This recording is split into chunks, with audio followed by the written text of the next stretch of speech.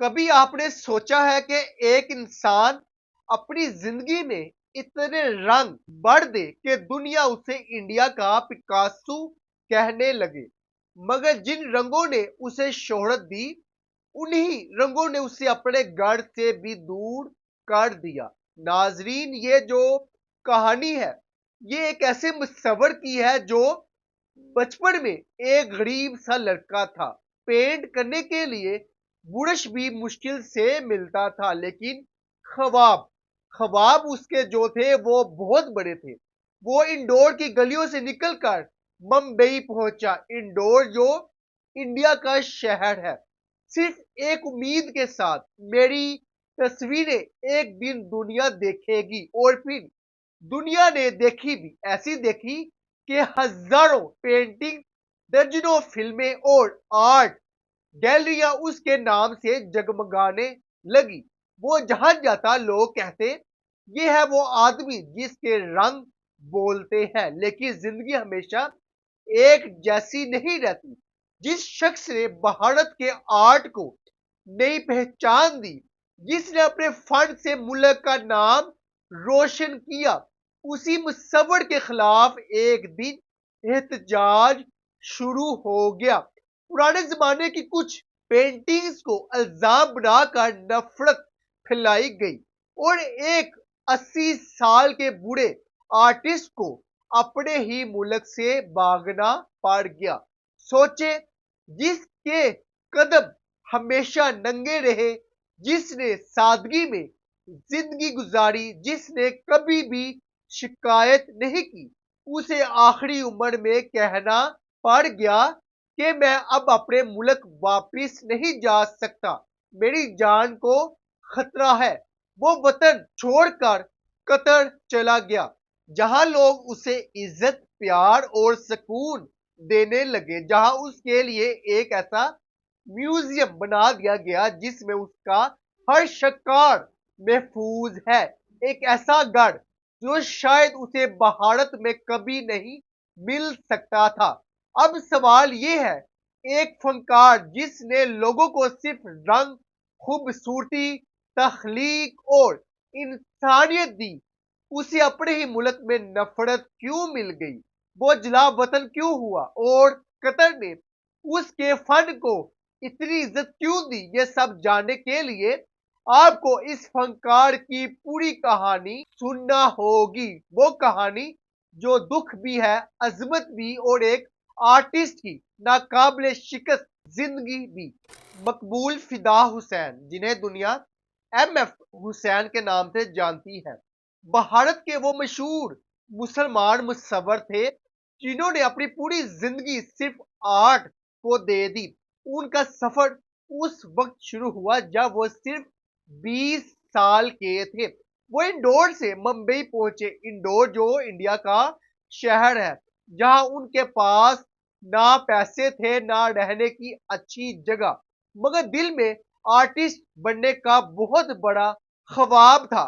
وہ فلمیں بنانا چاہتے تھے، مگر زندگی نے راستہ بدل دیا، اور انہوں نے اپنا خرچ چلانے کے لیے فلموں کے بڑے بڑے پوسٹر اور ہورڈنگ پینٹ کرنا شروع کر دیے۔ انہی مشکل دنوں میں ان کے اندر موجود فنکار جاگ اٹھا، اور آہستہ آہستہ وہ ان لوگوں میں شامل ہو گئے جنہوں نے بھارت میں جدید آرٹ کی بنیاد رکھی۔ وقت گزرتا گیا اور حسین کی پہچان پورے بھارت سے نکل کر پوری دنیا تک پہنچ گئی۔ انہیں انڈیا کا پکاسو کہا جانے لگا۔ انہوں نے ہزاروں پینٹنگ بنائی، فلمیں بنائی، تصویریں کھینچی، شاعری لکھی، اور آرٹ کے ہر شعبے میں اپنا لوہا منوایا۔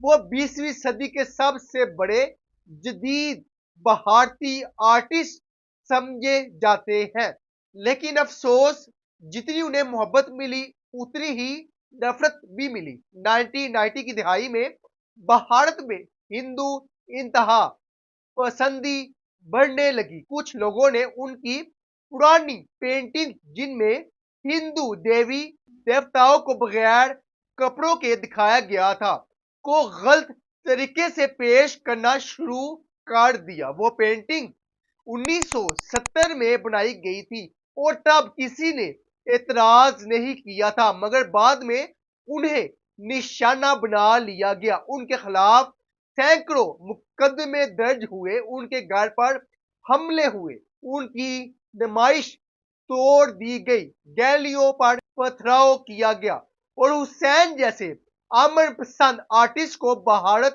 چھوڑنے پر مجبور کر دیا گیا۔ 80 سال کے بوڑھے حسین جلا وطن ہو کر 2006 میں بھارت سے باہر چلے گئے۔ 2008 میں بھارتی سپریم کورٹ نے فیصلہ دیا کہ حسین کا آرٹ قابل اعتراض نہیں، مگر انہوں نے کہا کہ وہ اب بھی بھارت میں محفوظ نہیں ہے کیونکہ نفرت بہت بڑھ چکی تھی۔ پھر 2010 میں قطر نے ان کے فن، ان کی عظمت اور ان کی محنت کو سمجھتے ہوئے انہیں اپنی شہرت دے دی۔ وہاں انہیں عزت، پیار، تحفظ اور سکون ملا۔ وہیں انہوں نے اپنے کچھ سب سے بڑے اور سب سے اہم کام مکمل کیے۔ پھر 2011 میں وہ لندن میں انتقال کر گئے، مگر قطر نے ان کی قدردانی ہمیشہ کے لیے زندہ کر دی۔ آج دوحہ میں ان کے نام سے ایک شاندار میوزیم بھی بنا دیا گیا ہے۔ لوہے و قلم میوزیم کا نام بھی حسین کے ایک ہاتھ سے لکھے ہوئے خاکے سے لیا گیا ہے۔ یہ عمارت بہت خاص انداز میں بنائی گئی ہے اور اندر ان کی زندگی بھر کی سب سے بڑی اور اہم پینٹنگ رکھی گئی ہے۔ میوزیم میں ان کی عرب تہذیب پر مبنی مشہور سیریز موجود ہے، جس میں 35 بڑی پینٹنگز شامل ہے، جیسا کہ غزہ بدر، جس میں انہوں نے اسلامی تاریخ کو جدید آرٹ میں پیش کیا، عرب فلکیات، جس میں انہوں نے عرب سائنسدانوں کی محنت اور ایجادات کو رنگوں کے ذریعے دکھایا۔ ایک بہت منفرد پروجیکٹ سروفی الارض بھی اسی میوزیم میں ہے، جس میں ایک پورے ملٹی میڈیا شو کے ذریعے دکھایا گیا ہے کہ انسان کیسے سفر کرتا ہے، تہذیبیں کیسے بنتی ہے اور دنیا کیسے آگے بڑھتی ہے۔ میوزیم میں نہ صرف حسین کی پینٹنگ بلکہ ان کی ذاتی چیزیں، ان کا پاسپورٹ، ان کی تصاویر، ان کی بنائی ہوئی فلمیں اور ان کی ساری یادیں بھی رکھی گئی ہے۔ یہ میوزیم قطر کے ایجوکیشن سٹی میں ہے، جہاں دنیا کی مشہور یونیورسٹیاں بھی ہے۔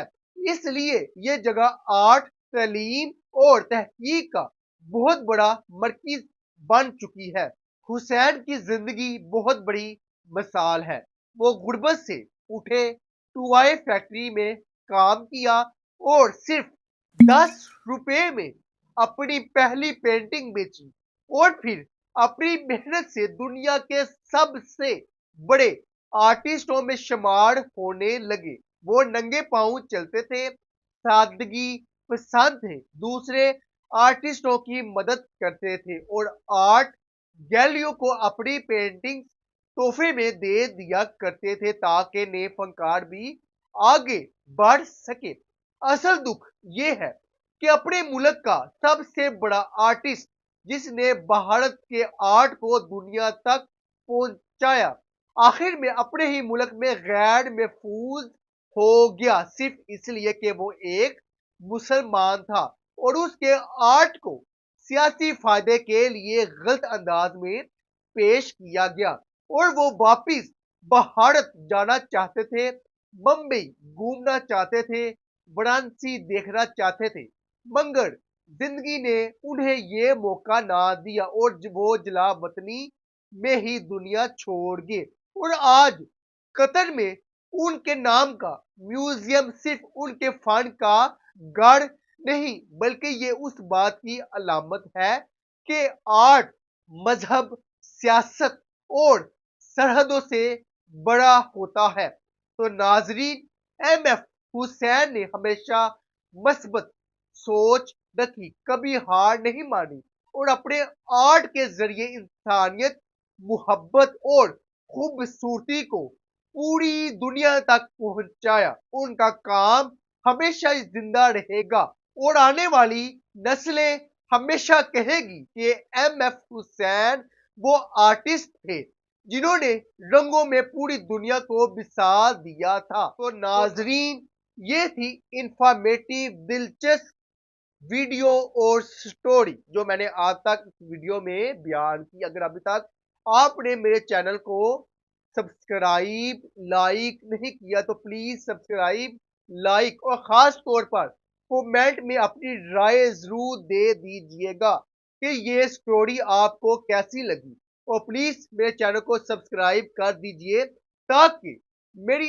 آنے والی ہر انفارمیٹیو ویڈیو آپ تک آسانی کے ساتھ اور ٹائملی اور مسلسل ملتی رہے۔ اب کل اتنا ہی، فیضان احمد کو اجازت دیجیے، انشاءاللہ نیکسٹ ویڈیو جلد ملیں گے۔ اللہ حافظ۔